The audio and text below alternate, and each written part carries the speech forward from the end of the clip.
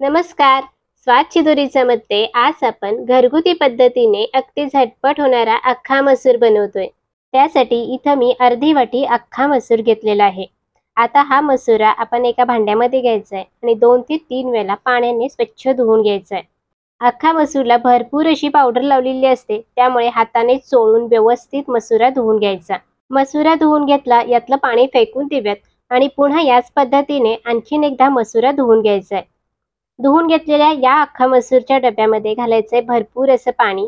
तर साधारण अर्धी वाटी अख्खा मसूर होता, तर 1 वाटी किंवा सव्वा वाटी पाणी यामध्ये घालायचंय. आणि आता हा डब्बा कुकरमध्ये ठेवून याला 4 शिट्ट्या करून घ्यायच्या आहेत. आता कुकरच्या शिट्ट्या करत असताना पहिली शिट्टी फक्त हाय फ्लेमवरती करायची. कुकर चांगला गरम झाला की गॅस कमी करायचा किंवा मध्यम ठेवायचा आणि मग उरलेल्या 3 शिट्ट्या करून घ्यायच्या. आणि आता तुम्ही बघू शकता मसुरा अगदी व्यवस्थित शिजलेला आहे.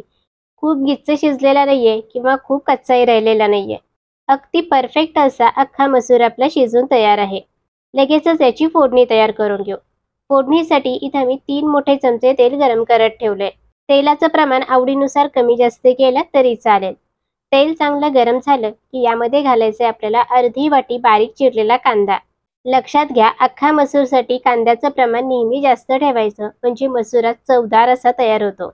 आता तुम्ही म्हणाल अर्धी वाटी अख्खा मसूर होता, तर अर्धी वाटीच कांदा घेतला, प्रमाण जास्त होते की काय? पण अजिबात नाही. मसुरा शिजून दुप्पट होतो आणि कांदा शिजून कमी होतो, त्यामुळे हे प्रमाण अगदी परफेक्ट आहे. मध्यम आचेवरती कांदा इथं मी थोडा मऊसूत होईपर्यंत परतून घेतला. आता यामध्ये मध्यम आकाराचे 1 टोमॅटो बारीक चिरून घेतलेले आहे ते घालूयात. टोमॅटो सुद्धा थोडे मऊसूत होईपर्यंत परतून घ्यायचे. टोमॅटो चिरत असताना यातल्या बिया मी काढून घेतल्या होत्या. तुम्ही हवं तर बियांसहित वापरलं तरी चालेल. टोमॅटो पहा, हाताने मॅश करत मी 1-2 मिनिटं परतून घेतले. थोडे मऊसूत झालेले आहेत. आता यामध्ये घालायचे पावडर मसाले. 2 मोठे चमचे घरगुती कांदा लसूण मसाला, अर्धा पाव चमचा काश्मीरी मिरची पावडर, पाव चमचा हळद घालायचे आणि हे सगळं मिसळून घ्यायचंय. फक्त अर्धा मिनिट हे मसाले तेलामध्ये परतून घेऊयात, म्हणजे याचा कच्चेपणाचा वास निघून जाईल. मसाले थोडेसे परतून घेतले. तुम्ही बघू शकता कढईने छान असं तेल सुटलेलं आहे. आता यामध्ये शिजवून घेतलेला मसुरा घालायचा.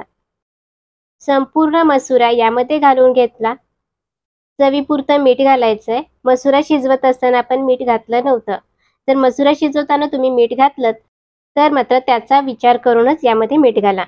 याला सगळं मिसळून घ्यायचंय आणि यामध्ये घालायचंय कोमट पाणी.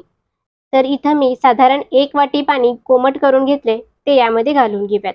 मसुरा तुम्हाला किती घट्ट हवाय किंवा किती पातळ हवाय त्यानुसार यामध्ये पाण्याचं प्रमाण तुम्ही कमी जास्त करू शकता.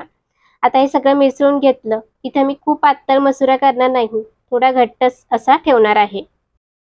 पाणी घालत असताना मात्र गरम करूनच घाला. हलकं कोमट असेल तरी चालेल, पण गार पाणी अजिबात वापरू नका, त्यामुळे अख्खा मसूरची चव बिघडते.